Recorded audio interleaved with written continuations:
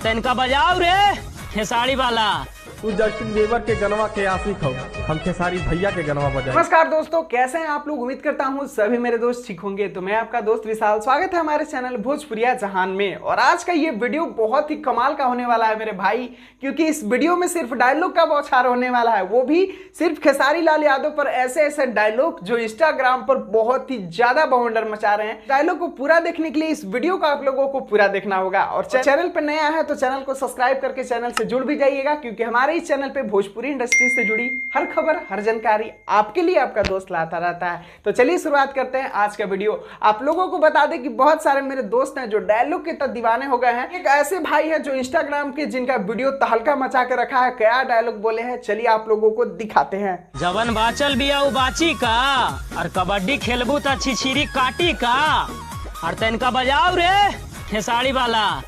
ये छोटकी